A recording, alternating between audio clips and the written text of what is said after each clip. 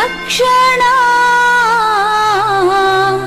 ద్వారం, ఇది రక్షణ ద్వారం. దేవునికి స్తోత్రం. హల్లెలూయా. దేవుడి నామానికి మహిమ కలుగును గాక. ఈరోజున మనం ధ్యానించబోతున్న రక్షణ ద్వారం యొక్క సందేశము, వర్ధిల్లాలంటే ఎలా ఉండాలి.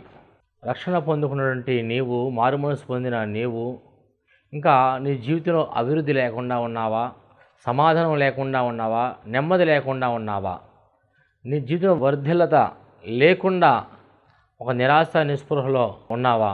అలాగే వర్ధిల్లిన వారు అన్ని విషయాల్లో సమృద్ధి, ధనం విషయంలో, వ్యాపార విషయంలో, కుటుంబ విషయంలో, అన్ని విషయాల్లో సమృద్ధి, సకల ఐశ్వర్యం కలిగి ఇంకా నీవు శోధనలు అనుభవిస్తున్నావా? నువ్వు సంపాదించుకున్నది అంతా కూడా ఒకవేళ పోగొట్టుకున్నావేమో, అయ్యో నా జీవితం ఇలా ఎందుకు జరుగుతుంది అని ఒకవేళ ఆలోచన కలిగి ఉన్నావేమో. అయితే ఈ రోజున ప్రభువారు మాట్లాడబోతున్నారు, వర్ధిల్లాలంటే ఏం చేయాలి, వర్ధిల్లిన తర్వాత నీకున్న దాన్ని సంపాదించుకోవాలంటే ఏం చేయాలి, అసలు వర్ధిల్లిన తర్వాత మనం సంపాదించుకున్నది ఎందుకు మన దగ్గర నిలిచి ఉండట్లేదు అనే విషయాలు ఈ రోజున మనము ధ్యానించుకుందాము. దేవుడి నామానికి మహిమ కలుగును గాక. యోబు గ్రంథము 8వ అధ్యాయము 5వ వచనము చదువుదామండి. కావుననే వారు చేసిన తిరుగుబాటును బట్టి వారిని అప్పగించనేమో.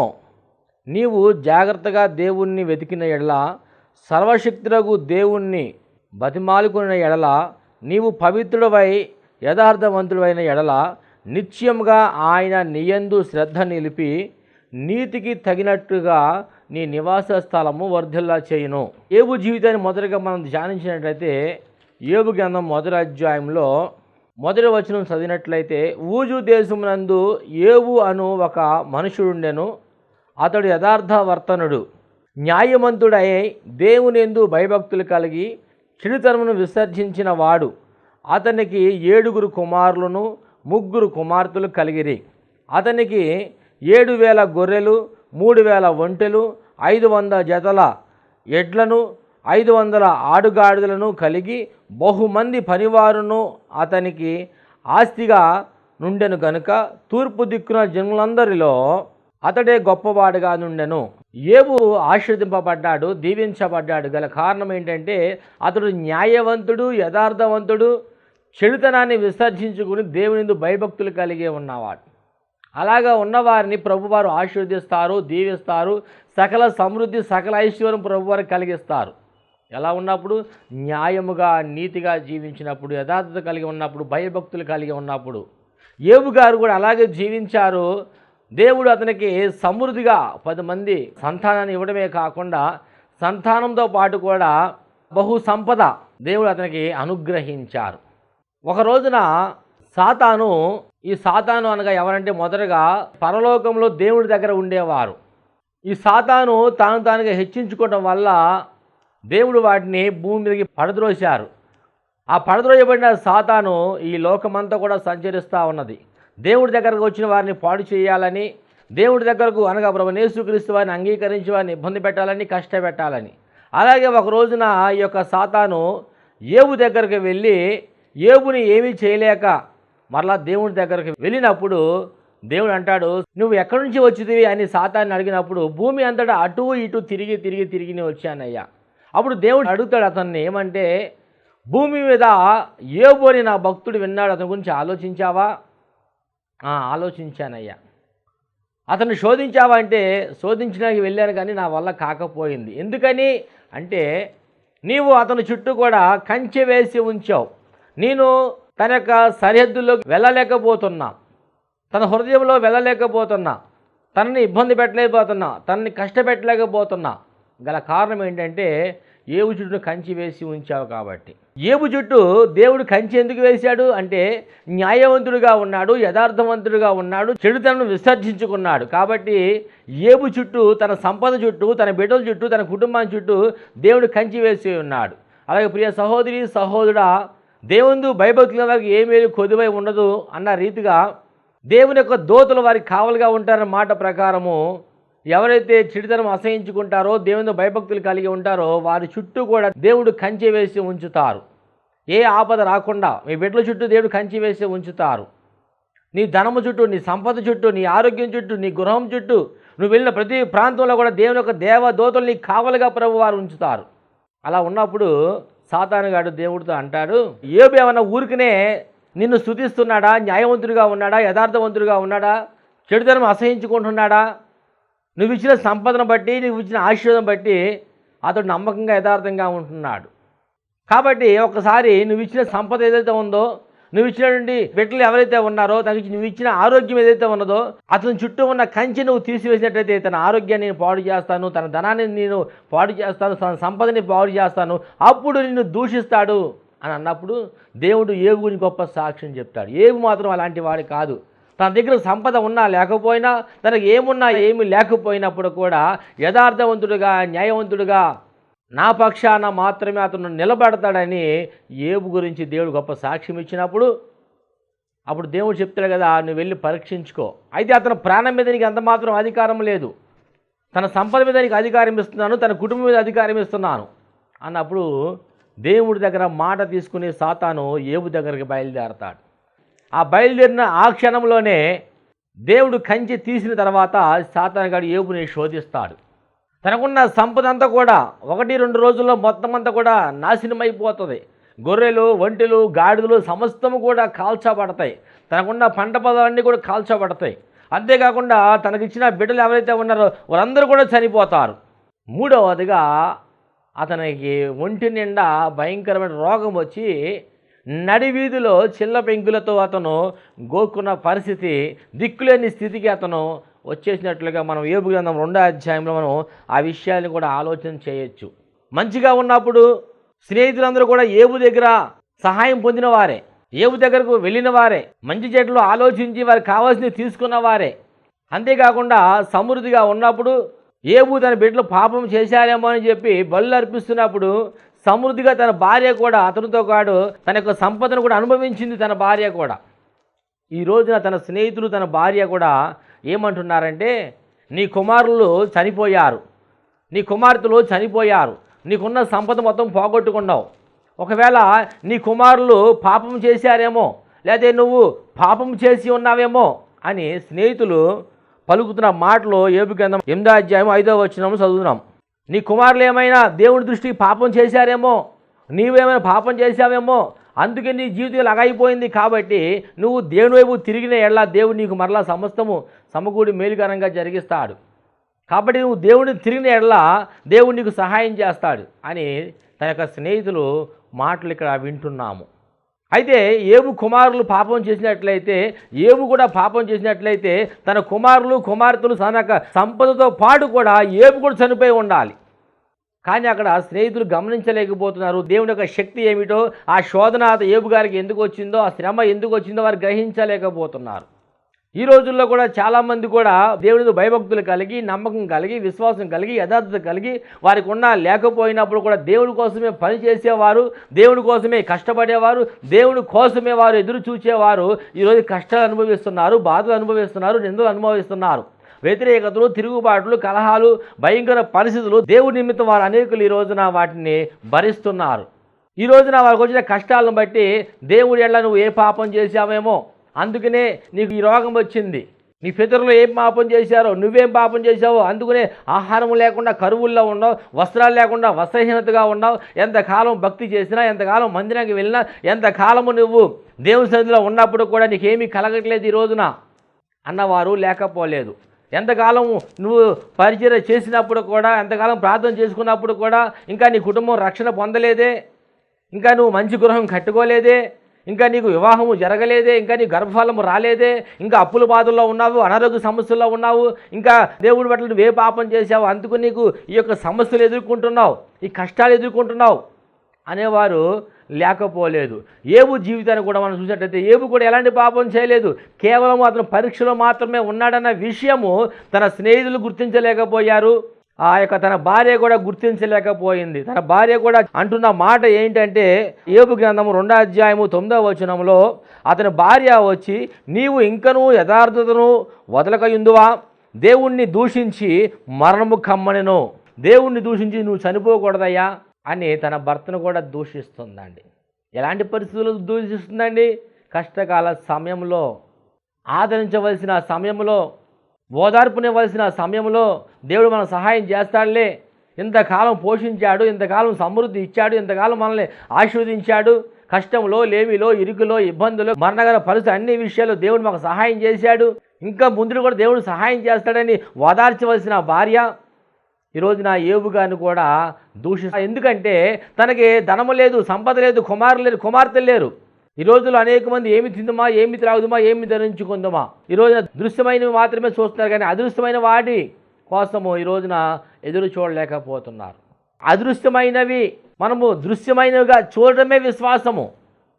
ఈరోజు పరలోకంలో చేర్చబడాలంటే ఈ రోజున మనము దేవుని భయభక్తులు కలిగి విశ్వాసం ఉండి ఆయన సన్నిధిలో నమ్మకంగా యథార్థంగా మనం జీవించేవారిగా ఉండాలి. అప్పుడు దేవుడు మనకి నిత్య జీవాన్ని అనుగ్రహిస్తారు. ఎప్పుడు మనకు పరలోకంలో ఉంటామంటే ఇప్పుడు నుంచి మీ కష్టాలు అనుభవించాలంటే ఎట్లాగండి, మా సంతోషాన్ని పోగొట్టుకోవాలంటే ఎలాగా అని అనేక మంది చెప్పేవారు లేకపోలేదు. ఇక్కడ యోబు భార్య కూడా తన భర్తని దూషించినట్లుగా మనం చూస్తున్నాము. తన యొక్క స్నేహితులు కూడా యోబుని దూషించినట్లుగా మనం చూస్తున్నాం. అయితే దేవుని సన్నిధిలో నమ్మకంగా ఉండేవారు, యథార్థంగా ఉండేవారు, నీతి న్యాయాల కోసం పోరాడే వారికి అనేక శ్రమలు వస్తూ ఉంటాయి, అనేక ఇబ్బందులు వస్తూ ఉంటాయి. అయినప్పుడు కూడా మన పౌరస్థితి పరలోకమందు ఉందని మనము గ్రహించుకుని దేవుని సన్నిధిలో నిలబడేవారుగా ఉండాలి. శ్రమ అయినా, ఇరుకైనా, ఇబ్బంది అయినా, కన్నీరైనా, వేదనైనా అలాంటి వారిని భరించి దేవుని సన్నిధిలో ముందుకు కొనసాగిన వారిని దేవుడు ధన్యులు అంటున్నాడు. దేవుడి నామానికి మహిమ కలుగును గాక. ఇక్కడ యోబుకు వచ్చినటువంటి శోధన ఎందుకు వచ్చిందంటే తను చేసిన పాపాన్ని బట్టి తన శోధన రాలేదు, కానీ దేవుడి చిత్త ప్రకారము దేవుని యొక్క పరీక్ష నిమిత్తము అతను శోధింపబడుతున్నాడు, అనేకుల చేత హేళన చేయబడుతున్నాడు. అలాగే ప్రియ సహోదరి సహోదరుడ సంగమా, నువ్వు మొదటగా సమృద్ధిగానే ఉన్నావు, సకల ఐశ్వర్యము నువ్వు సంపాదించుకున్నావు. ఈ రోజున నీ కుటుంబంలో సమాధానం లేదా, నెమ్మది లేదా, వ్యతిరేకతలా, తిరుగుబాట్ల, అవమానాల, నిందలా. అయితే భయపడకు, ఈ రోజున నీకున్న భక్తిని బట్టి దేవుడిని పరీక్షిస్తున్నాడేమో. పరీక్షలు 3 రకాలుగా వస్తాయి. ఒకటి కుటుంబంలో ఉన్న వారి ద్వారా. యోబుకి తన భార్య ద్వారా భయంకరమైన పరీక్ష వచ్చినట్లుగా మనం చూస్తున్నాం. తన భార్యని కోపపడినట్లు కానీ, తన భార్యను తిట్టినట్టు కానీ, కొట్టినట్టు కానీ, అసహించుకున్నట్టు కానీ ఎక్కడా కూడా మనకు కనబడలేదు. కానీ మూర్ఖురాలు మాట్లాడకు. ఆయన చెప్తాడు యోబు గ్రంథము 2వ అధ్యాయంలోనే 10వ వచనము, మనము దేవుని వలన మేలు అనుభవించుదామా, కీడును మనము అనుభవింప తగదా అనేను. ఒకటి ఇంట్లో వాళ్ళ ద్వారా దేవుడు నీకు పరీక్షిస్తాడు. రెండవదిగా నీకున్న ధన సంపద అంతా కూడా ఒకనొక రోజున పోయినప్పుడు ఆ పరీక్షలో నువ్వు ఎలాగ నిలబడగలుగుతావు, దేవుడికి ఎలాగా నువ్వు స్తుతించగలుగుతావు, దేవుడికి సాక్షిగా ఎలాగుంటావని పరీక్ష పెడతారు. మూడవదిగా నీ చుట్టుపక్కల వారు, నీ ఇరుగు పొరుగు వారు, నీ స్నేహితులు, నీ బంధువులు, నీ రక్త సంబంధికులు అనేక మంది వ్యతిరేకులు అవుతారు, తిరుగుబాటు చేస్తారు, నిందిస్తారు, అవమానిస్తారు. నిన్ను నమ్ముకున్న వారే, నీ దగ్గర తిన్నవారే, నీ దగ్గర ఉన్నవారే అనరాని మాటలు మాట్లాడతారు. అవమానాలతో అనుమానంగా వారు రకరకాలుగా వారు దూషించే పరిస్థితులు ఉంటాయి. ఆ సమయాల్లో మనం అనుకుంటాం కదా, దేవుడు అన్నవాడు ఉంటే ఎందుకు నాకు ఈ శ్రమలు, ఎందుకు నాకు ఈ కష్టాలు, నీకు కావాల్సిన వాటిని నేను అనుభవించవలసిన ఎందుకు తీసేసుకున్నాడు, నాకు ఇష్టమైన వాటిని ఎందుకు తీసేసుకున్నాడు, దేవుడిగా లేడు బ్రదర్ అని చెప్పి అనేక మంది మందిరం కూడా వెళ్ళడానికి కూడా ఇష్టపడరు, వాక్యం చదవడానికి కూడా ఇష్టపడరు. ఏంటమ్మా అంటే ఆ వాక్యం చదవడం మాకు ఇష్టం లేదండి, మందిరానికి వెళ్ళడానికి ఇష్టం లేదండి, దేవుడు మాకు ఏం చేశాడని ఇంకా నమ్మకంగా ఉండలేకపోతున్నాం, యథార్థంగా ఉండలేకపోతున్నాం అని వారి ఇంట్లోనే కూర్చొని ఇంకా సాతాను గాడికి అవకాశం ఇస్తున్నారు. దేవుని భయభక్తులు కలిగిన వారు దేవుని అనేక శ్రమలు వచ్చినప్పుడు కూడా వారు నిలబడిన వారిని ప్రభువారు ఏం చెప్తున్నారంటే మీరు ధన్యులు అంటున్నారు. లోకాసు వార్త 6వ అధ్యాయము 20వ వచనం మనం ధ్యానించినట్లయితే, అంతటా ఆయన తన శిష్యుల తట్టు పారచూచి ఇట్లా నేను, బేదలైన మీరు ధన్యులు, దేవుని రాజ్యము మీది, ఇప్పుడు ఆకలి కొనిచున్న మీరు ధన్యులు, మీరు తృప్తిపరచబడుదురు, ఇప్పుడు ఏడుచుచున్న మీరు ధన్యులు, మీరు నవ్వుదురు. మనుష్య కుమారు నిమిత్తము మనుషుల్ని మిమ్మల్ని ద్వేషించి వెలివేసి నిందించి మీ పేరు చెడ్డదని కొట్టివేయినప్పుడు మీరు ధన్యులు. ఆ దినమందు మీరు సంతోషించి గంతులు వేయడి, ఇదిగో మీ ఫలము పరలోకమందు గొప్పదే ఉండును. ఇప్పుడు యోబు గారిని మనం చూసినట్లయితే ధనవంతుడిగా ఉన్న అతను భేదవాడైపోయాడు. నిత్యము దేవుడు నవ్వుతున్న అతను ఇప్పుడు నిత్యము కూడా ఏడ్చేవాడిగా అయిపోయాడు. అనేక మందిని పోషించే యోబు ఇప్పుడు కరువుల్లో ఉన్నాడు. ఇంకా అంతేకాకుండా మనం చూసినట్లయితే దేవుని నిమిత్తము మనుషులు తనని నిందిస్తున్నారు, అయినప్పుడు కూడా అతడు దేవుని సన్నిధిలో ఆనందిస్తున్నాడు, దేవుని స్తుతిస్తున్నాడు. దేవుడి నామానికి మహిమ కలుగును. తనకు పోయిన సమస్తాన్ని కూడా దేవుడే ఇచ్చాను, దేవుడే తీసుకుపోయాను, దేవుడి నామానికి మహిమ కలుగును గాక, స్తుతి కలుగును గాక అంటున్నాడు. అలాంటి వారిని దేవుడు ధన్యులు అంటున్నారు. ఈ రోజున యోబు ఎంతో ధన్యకరమైన వాడిగా ఉన్నట్లుగా మనం చూస్తున్నాం. యేసు ప్రభువారు కూడా మనం చూసినట్లయితే అనేక మంది పరిసరైన వారు, ఈ లోకంలో ఉన్నవారు, చీకటిలో ఉన్నవారు ప్రభువారిని కూడా దూషించారు. ఎందుకంటే చీకటిలో ఉన్నవారికి వెలుగంటే ఎంత మాత్రం ఇష్టం ఉండదు కాబట్టి యేసు క్రీస్తు వారు భూలోకానికి వెలుగునివ్వడానికి వచ్చారు. ఆ వెలుగు దేవుడి మాటలు చెప్తుంటే అనేక మందికి ఈ రోజున పట్టించుకోలేని పరిస్థితి. యేసు క్రీస్తు వారిని కూడా ఎన్నో మాటలు అన్నట్లుగా మనం చూస్తున్నాము. అనేకులు కూడా ద్వేషించారు, బాధించారు, కష్టపెట్టారు, ఇబ్బంది పెట్టారు, మరణానికి అప్పచెప్పారు అని ప్రభువారే అంటారు. కొన్ని విషయాలు మనం చూసినట్లయితే యోహాను సువార్త 3:19 వెలుగు లోకములకు వచ్చును గాని తమ క్రియలు చెడ్డవైనందున మనుషులు వెలుగును ప్రేమింపక చీకటిని ప్రేమించిరి. దుష్కార్యము చేయు ప్రతివాడు వెలుగును ద్వేషించును. హల్లెలూయా. దేవుడి నామానికి మహిమ కలుగును గాక. దుష్కార్యాలు చేసేవారు దేవుడు మాట్లాడిన ఎంత మాత్రం ఇష్టం ఉండదు. దేవుడి మాటలు చెప్తా ఉంటుంటే వారు ఇబ్బంది పెట్టేవారు, కష్టపెట్టేవారు లేకపోలేదు. తన క్రియలు దుష్టక్రియలుగా కనబడినట్లుగా వెలుగునొద్ద కూడా వారు ఎంత మాత్రం కూడా వారు రారు. మీరు చేస్తుంది పాపము, యేసు క్రీస్తు వారి ద్వారానే మనకు పరలోక రాజ్యము, ఈ భూలోకంలో ఉన్న వాటిని పూజించినప్పుడు, ఆరాధించినప్పుడు వాటి వల్ల మనకి పరలోక రాజ్యము రాదు అని ఎంత చెప్పినప్పుడు కూడా ఎవరు కూడా వినరు. అలా చెప్పుతాకు వచ్చిన యేసు ప్రభు వారిని ఎంతగానో దూషించారు, హింసించారు, బాధ పెట్టారు, కష్టపెట్టారు, మరణానికి అప్పచెప్పారు. నీతి న్యాయాలతో జీవిస్తున్నప్పుడు, యథార్థంగా ఉన్నప్పుడు, న్యాయమంత్రిగా ఉన్నప్పుడు, చెడుదని ఆశ్రయించుకున్నప్పుడు అనేక కష్టాలు వస్తాయి, ఒడిదుడుకులు వస్తాయి, వ్యతిరేకతలు వస్తాయి. అయినప్పుడు కూడా మనము అది దేవుడు పంపిన పరీక్ష, సాతానుడు పెట్టే శిక్ష ఏంటని మనం గ్రహించి దేవుని సన్నిధిలో మనం ముందు కొనసాగినట్లయితే దేవుడు నిశ్చయముగా నీకు ఆయన ఆశీర్వదిస్తారు. ఆ గ్రహింపు ఎలా వస్తుందంటే ప్రార్థన ద్వారా మాత్రమే, వాక్యము మనలో నిలిచి ఉండడం ద్వారా మాత్రమే. మత్తయి సువార్త 13:19 చదివినట్లయితే విత్తువాన్ని గూర్చిన ఉపమాన భావం వినుడి. ఎవడైనను రాజ్యమును గూర్చి వాక్యము వినియు గ్రహింపుగా ఉండగా దుష్టుడు వచ్చి వాని హృదయంలో విత్తబడిన దానిని ఎత్తుకుని పోవును. దేవుడు రాజ్యాన్ని గురించి వాక్యము విత్తుతున్నప్పుడు వాక్యము విని గ్రహించకుండా ఎవడైతే ఉంటాడో వాడి హృదయంలోంచి దేవుడి యొక్క వాక్యాన్ని దుష్టుడు ఎత్తుకుపోతాడు. 19 మనం చదివినట్లయితే త్రోవ పక్కన విత్తబడిన వాడు వీడే. రాతి నేల విత్తబడిన వాడు వాక్యము విని వెంటనే సంతోషంతో దాన్ని అంగీకరించేవాడు. అయితే అతనిలో వేరు లేనందున అతడు కొంతకాలము నిలుచును గాని వాక్యము నిమిత్తము శ్రమైన హింసైనా కలుగుగానే అభ్యంతరం పడును. ముండ్ల పొదల్లో విత్తబడిన వాడు వాక్యము వినువాడే గాని ఐవిక విచారమును ధనమోహమును ఆ వాక్యమును అణచివేయును గనుక వాడు నిష్ఫలుడగును. మంచి నేలను విత్తబడిన వాడు వాక్యము విని గ్రహించువాడు. అట్టివారు సఫుల్లై ఒకడు 100 ఒకడు 60 ఒకడు 30 ఫలిస్తారన్న. మంచి నేల పడిన విత్తనాలు యోబు జీవితాన్ని మనం చూస్తున్నాము. రాతి నేల పడిన వారు, ముండ్ల పొదలో పడిన వారు ఎవరంటే స్నేహితులు, రెండవదిగా తన భార్య. వీళ్ళు బాధల్లో ఉన్నప్పుడు, కష్టాలు ఉన్నప్పుడు దేవుడిని దూషిస్తున్నారు, దేవుడిని అవమానిస్తున్నారు, దేవుడిని నిందిస్తున్నారు. యోబు జీవితంలో అయితే మంచి నేలన పడిన విత్తనము 100 ఫలించినట్లుగా మనం చూస్తున్నాం. అలాగే ప్రియ సహోదరి సహోదరుడా, వాక్యము చెప్తున్నప్పుడు నువ్వు ఎలాంటి హృదయం కలిగి ఉన్నావు? రాతి హృదయం కలిగి ఉన్నావా? ముండ్ల తొప్పులు కలిగిన హృదయం కలిగి ఉన్నావా? మంచి నేల కలిగి ఉన్నావా? మంచి నేల హృదయం కలిగి ఉన్నట్లయితే నీకు సకల సమృద్ధి ఐశ్వర్యం వచ్చి ఉన్నప్పుడు నువ్వు బాధలు అనుభవిస్తున్నావా? నీకున్న సమస్తం పోగొట్టుకున్నట్లయితే యోబుని ఆశీర్వదించినట్లుగా దేవుడు నిన్ను ఆశీర్వదిస్తారు. ఈరోజు నీ యొక్క హృదయం ఎలా ఉన్నదో మనం గమనించుకునే వారిగా ఉండాలి. మంచి నేలన పడినట్లయితే దేవుడు 100 ఆశీర్వాదం దేవుడు కలగజేస్తాడు. దేవుడి నామానికి మహిమ కలుగును గాక. అనేక మంది పాస్టర్ గారికి కానుక పెట్టినప్పుడు ప్రార్థన చేస్తారు, 30 60 100 1000 దీవించు ప్రభువా అని.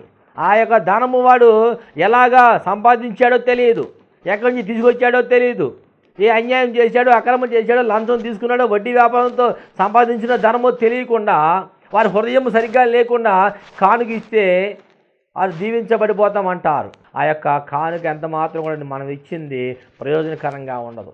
మనం అపోస్తుల నుండి పౌలు గారిని మనం చూసుకున్నట్లయితే అతడుగా గమాలీయేలు పాదముల దగ్గర వాక్యము ఉన్నతమైన విద్యను అభ్యసించిన వాడు.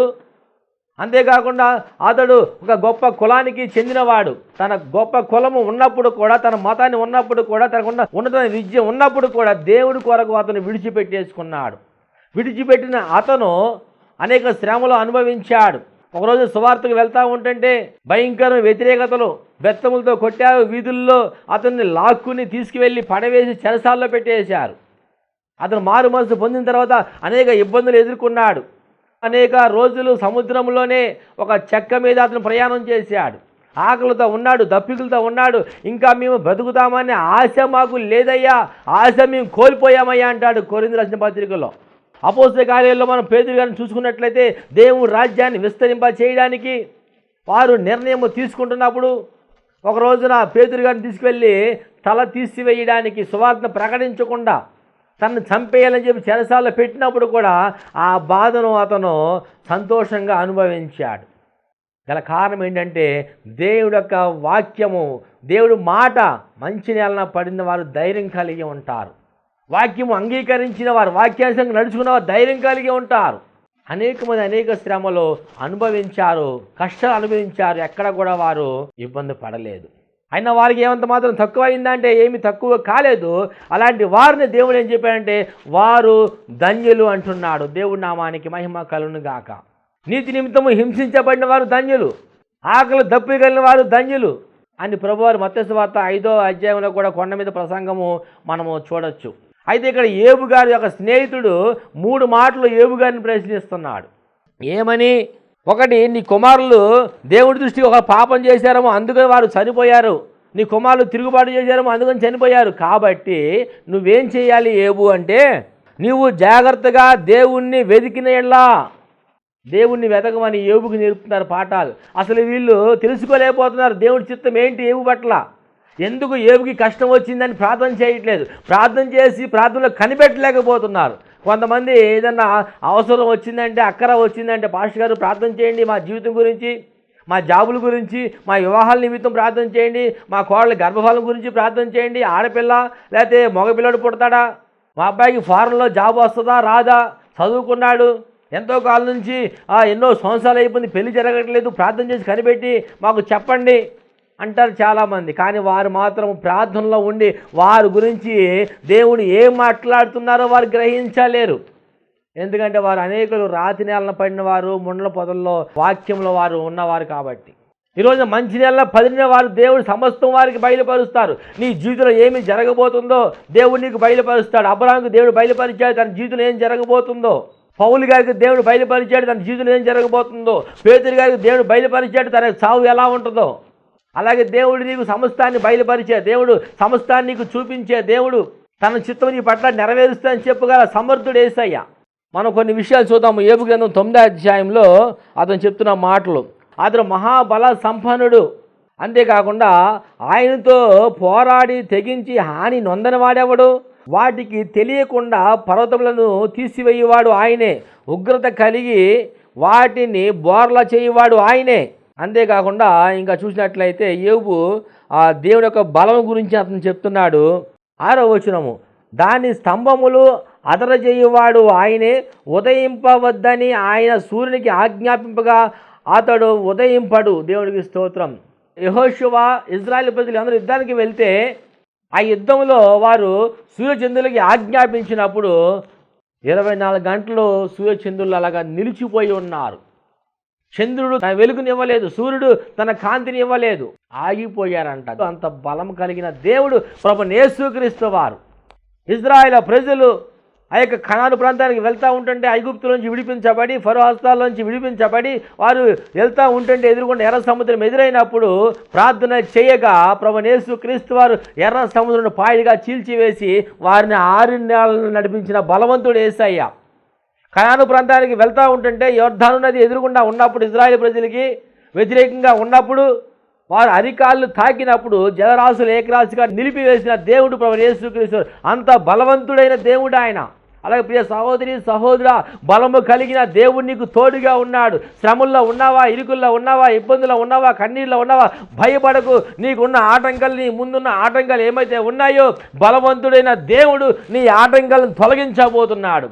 యొర్దాను నది లాంటి సమస్యలు ఏమైతే ఉన్నాయో, ఎర్ర సముద్రం లాంటి బాధలు, కష్టాలు, కన్నీరు, వేదన కలిగించే పరిస్థితులు ఏమైతే ఉన్నాయో వాటిని తొలగించబోతున్నాడు. కోర్టు సమస్యలు ఏమైతే ఉన్నాయో వాటిని తొలగించబోతున్నాడు. నీ నోటిని నవ్వు కలగకుండా, సమాధానం లేకుండా ఏ సమస్య అయితే ఉన్నాయో వాటిని ప్రభువైన యేసుక్రీస్తు తొలగించబోతున్నారు. సృష్టికి ఆజ్ఞాపించగల దేవుడు ప్రభువైన యేసుక్రీస్తు వారు. ఆ మాటలన్నీ కూడా ఇక్కడ చెప్తున్నాడు ఆయన. యోబు 10వ వచనంలో, ఎవడు తెలుసుకొనలేని మహత్తైన కార్యములను, లెక్కలేని అద్భుత క్రియలు ఆయన చేయుచున్నాడు. దేవుడికి స్తోత్రం, హల్లెలూయా. లెక్కలేని అద్భుతాలు ఆయన చేసే దేవుడు, ఆశ్చర్యాలు చేసే దేవుడు, మహత్కార్యాలు చేసే దేవుడు అంటున్నాడు. ఇవన్నీ ఎలాగ తెలుసుకోగలిగాడంటే యోబు దేవుణ్ణి వెతికి ఉన్నాడు కాబట్టి. యోబు గ్రంథం 42వ అధ్యాయం 10వ వచనంలో రెండింతల ఆశీర్వాదం పొందుకున్నాడు. దేవుడి నామానికి మహిమ కలుగును గాక. రెండవదిగా స్నేహితులు అన్నారు కదా, నువ్వు దేవుణ్ణి వెతికినప్పుడు, సర్వశక్తులకు దేవుణ్ణి నువ్వు బతిమలాడుకున్నప్పుడు, అంటే నువ్వు ఆయన ఆశ్రయించినప్పుడు నీకు దేవుడు నీకు సహాయం చేస్తాడని యోబు గారు చెప్తున్నారు పాఠాలు వీళ్ళు. యోబు గారు దేవుణ్ణి ఆశ్రయించాడు కాబట్టి ఆ కష్టాల్లో, ఆ శ్రమల్లో, ఆ ఇబ్బందుల్లో సమస్తము పోగొట్టుకున్నప్పుడు కూడా రెండింతల దేవుడు ఆశీర్వాదం యోబుకు అనుగ్రహించాడు. ఈ రోజున ప్రియ సహోదరి, సహోదరుడా, నువ్వు ఎవరిని ఆశ్రయిస్తున్నావు? నీ బంధువుల్ని ఆశ్రయిస్తున్నావా? నీ కష్టంలో, నీ బాధలో నాయకుల్ని ఆశ్రయిస్తున్నావా? నీ జాబుల నిమిత్తము, నీ చదువుల నిమిత్తము, నీ ధనం విషయంలో ఎవరిని ఆశ్రయిస్తున్నావు? ఈ రోజున ప్రభువైన యేసుక్రీస్తు వారి గారు నువ్వు ఆశ్రయించినట్లయితే సమస్తము సమృద్ధిగా ఉండి సమస్తము కోల్పోయి ఉన్నప్పుడు కూడా నీకు యోబుని ఆశీర్వదించినట్లుగా రెండింతలుగా దేవుడు నేను ఆశీర్వదించబోతున్నాడు. దేవుడి నామానికి మహిమ కలుగును గాక. దేవుణ్ణి ఆశ్రయిస్తే నీకు కలిగేది ఏంటంటే, కీర్తన గ్రంథము 18వ అధ్యాయం 30వ వచనం ప్రకారము ఆయనకు కేడెంగా ఉంటాడు. అంతేకాకుండా దీన్ని ఎంత మాత్రం కూడా ప్రభువైన యేసుక్రీస్తు వారు విడిచిపెట్టే దేవుడు కాదు ఆయన. కీర్తన గ్రంథము 9వ అధ్యాయం 10వ వచనంలో ఆయన నిన్ను విడువను ఎడబాయను అంటున్నాడు. రోగంలో విడిచిపెట్టడు, అప్పుల్లో విడిచిపెట్టడు, అవమానాల్లో విడిచిపెట్టలేదు యోబు గారిని, కన్నీటిలో విడిచిపెట్టలేదు యోబు గారిని. అలాగే నిన్ను ఏ మాత్రం కూడా ఆయన విడిచిపెట్టే దేవుడు కాదు. నాన్నవారు అందరూ విడిచిపెట్టేసి ఉండొచ్చు నిన్ను. యోబు గారిని తన భార్య విడిచిపెట్టేసింది, తన యొక్క స్నేహితులు విడిచిపెట్టేశారు, తన చుట్టుపక్కల అందరూ కూడా ఎవరు పట్టించుకోవట్లేదు. అయినప్పుడు కూడా దేవుడు యోబు గారిని ఎంత మాత్రం కూడా విడిచిపెట్టగల కారణం ఏంటంటే యోబు దేవుణ్ణి ఆశ్రయించి ఉన్నాడు కాబట్టి. మూడవదిగా చూసినట్లయితే వారు స్థిరముగా ఉంటారంట. యోబు గ్రంథం మనం ధ్యానించినట్లయితే యోబు గ్రంథం 42వ అధ్యాయము యోబు యొక్క ఆస్తి, సంపద, వారి యొక్క కుటుంబం అంతా కూడా దేవుడు ఆశ్రయించారు కాబట్టి, దేవుని వెతికారు కాబట్టి వారి యొక్క సంపద అంతా కూడా స్థిరంగా నిలిచి ఉంది. కథలుగా నిత్యం నిలుచు సియోను కొండ వలె వారు స్థిరంగా ఉంటారన్న మాట ప్రకారము యోబు స్థిరంగా ఉన్నట్లుగా మనం చూస్తున్నాం. అన్ని విషయాలలో, కష్టములో, బాధలు, అన్ని విషయాలు స్థిరంగా ఉన్నాడు. ఇలా కారణం ఏంటంటే యోబు దేవుణ్ణి ఆశ్రయించాడు కాబట్టి, దేవుణ్ణి వెతికాడు కాబట్టి. యోబు నిర్దోషిగా ఉన్నాడు అన్ని విషయాలలో. దేవుడికి స్తోత్రం, దేవుడి నామానికి మహిమ కలుగును గాక. నిర్దోషిగా ఉన్నాడు కాబట్టి దేవుడు తన కుటుంబాన్ని రెండింతలుగా ఆశీర్వదించాడు. ప్రమాదాల నుంచి, మరణకరమైన ఆ పరిస్థితుల నుంచి దేవుడు అతను రక్షించాడు. దేవుడికి స్తోత్రం. మూడవదిగా తను పోగొట్టుకునే సమస్త కూడా దేవుడు అతనికి అనుగ్రహించాడు. నాలుగవదిగా అతడు అనేకులకు సాక్షిగా ఉన్నాడు. ఈ రోజున అనేక మంది కష్టాల్లో, బాధల్లో, ఇరుకుల్లో, ఇబ్బందులు, కన్నీటిలో ఉన్నారంటే యోబు జీవితాన్ని జ్ఞాపకం చేసుకున్నట్లయితే వాడు బలపరచబడతాడు. తరాలకు యోబు అనేకులకు ఆశీర్వదకరంగా ఉన్నాడు, దీవెనకరంగా మార్చబడ్డాడు. అలాగే ప్రియ సహోదరి, సహోదరుడా, వర్ధిల్లి కూడా సమస్య పోగొట్టున్నావా? భయపడకు. పరీక్షలో ఉన్నావేమో గమనించుకో. ఆ పరీక్షలలో నిలబడినప్పుడు దేవుడు నీకు రెండింతల ఆశీర్వాదాన్ని ప్రభువు అనుగ్రహించబోతున్నారు. ఇంకా అసలు వర్ధిత లేకుండా నువ్వు స్టార్టింగ్లో ఉన్నట్లయితే ప్రియ సహోదరి, సహోదరా, మందిరానికి వచ్చినప్పుడు కూడా నీకేం కలగలేదు అన్నట్లయితే దేవుణ్ణి ఆశ్రయించు, నిర్దోషిగా ఉండు. ఆయన్ని వెతికినప్పుడు నీకు సకల సమృద్ధి నా దేవుడు ప్రభువైన యేసుక్రీస్తు వారు నిశ్చయముగా ఆయన ఇవ్వగల సమర్థుడు. ఆయన దయా కనికరం కృప వాత్సల్యత ప్రభువారు మీకు అనుగ్రహించునుగాక. ఆమేన్. ప్రార్థన చేసుకుందామండి. పరిశుద్ధుడా యేసయ్యా నీకు వందనాలు. ఈ రోజున వర్ధిల్లాలంటే నా తండ్రి ఏమి చేయాలి, ఎలా ఉండాలనే విషయాలు యోబు ద్వారా మీరు మాతో మాట్లాడారు నా తండ్రి. నీకు స్తోత్రములు నాయన. అయా తండ్రి నాయన, విత్తబడిన వాక్యము నాయన రాతి నేలన, ముండ్ల పొరల్లో అయా దాన్ని కాకుండా మంచి నేల పడి ఫలించినట్లుగా మీరే సహాయము చేయమని, దీవించమని, ఆశ్రయించి మేలుతో తృప్తిపరచమని, ఫోకస్ చూసిన ప్రతి బిడ్డని మీరు దీవించమని యేసుక్రీస్తు నామములో అడిగి వేడుకుని పొందుకున్నామని నమ్ముచున్నాము తండ్రి. ఆమెన్. ప్రభువారు మిమ్మల్ని దీవించునుగాక. ఆమెన్.